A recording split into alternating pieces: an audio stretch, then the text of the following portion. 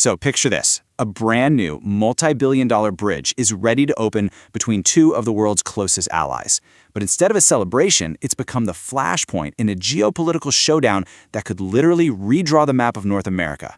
So how did a simple bridge become a battleground? Well, to get that, we need to start with the tweet that basically lit the fuse. And there it is, the tweet that set everything on fire. I mean, this is a direct threat from the President of the United States, not to some adversary, but to Canada, his closest partner. He's effectively holding a vital piece of infrastructure hostage, demanding a 50% ownership stake. And notice, he links it directly to Canada's new relationship with China. And this number? This is why that threat lands like a bombshell. $4.77 billion. That's the price tag, and it was paid entirely by Canada and Canada alone. So how on earth did we get to a point where the US feels it can just demand half of a project it refused to pay for? To understand that, you got to understand the story of this bridge. Okay, so let's start with the bridge itself, because this massive piece of engineering has really become a symbol of the fraying relationship between these two neighbors. The backstory here is just so important. See, this isn't just any bridge. It's a critical new artery for the busiest trade corridor in all of North America. Both countries knew it was desperately needed, but when it came time to pay, the US declined to share the costs. So Canada, back in 2012, made this incredibly bold decision. Fine, we'll build it ourselves. And they covered the entire multi-billion-dollar bill. So why on earth would the US make such an audacious demand now? Well, the answer really lies in this long, complicated history of Canada living in America's economic shadow. For decades, it often seemed like Canada's foreign policy was just a mirror of whatever America was doing. I mean, think about it. When the US wanted the CFO of Huawei arrested, it was Canada that did it, which sparked a massive diplomatic crisis with China. And when the US slapped these huge 100% tariffs on Chinese electric vehicles, just a few months later, what did Canada do? The exact same thing. Now, this chart really shows you the stark economic reality behind that alignment. A staggering 76% of everything Canada sells to the world goes to one single country, the United States. It is, by far, the most lopsided trade dependency of any major economy on the planet. And this extreme dependence has led many analysts to use this very pointed term, vassal state. And what that really meant was that for decades, a lot of the big decisions affecting Canadian jobs and security were, for all intents and purposes, being made in Washington, not in Ottawa.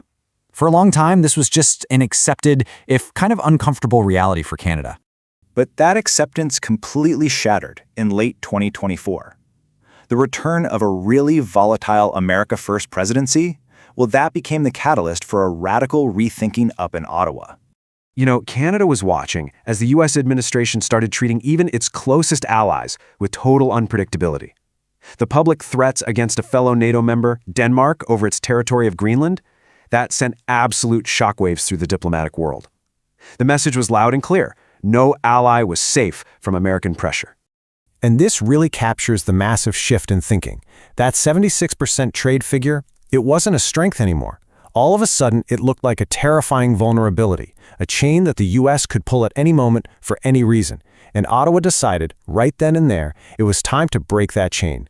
And this led to Canada's response, a bold, super risky, and truly historic pivot towards the one country America saw as its biggest rival, China. The pivot really began on January 14th, 2026. That's when Canada's new Prime Minister, Mark Carney, who used to be the governor of the Bank of England, arrived in Beijing.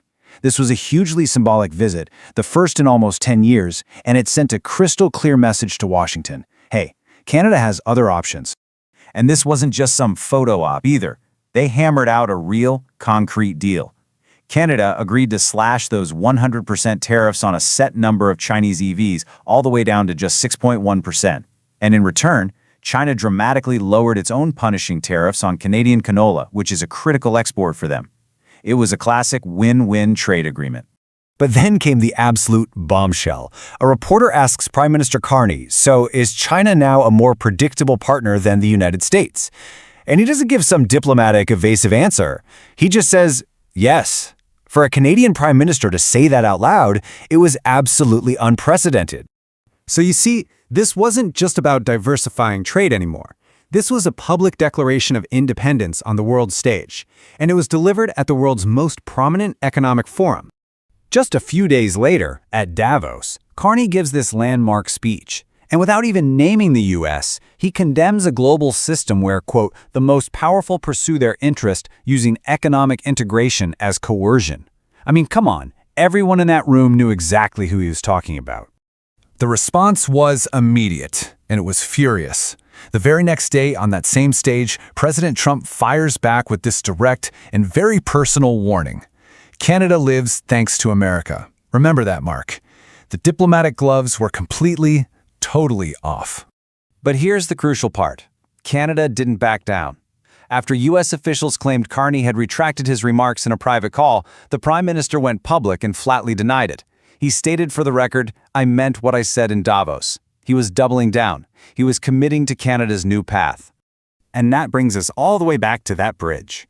Canada is determined to forge its own path, to diversify away from the U.S. and build new partnerships. And the United States seems just as determined to stop them. So the final question really is, who blinks first?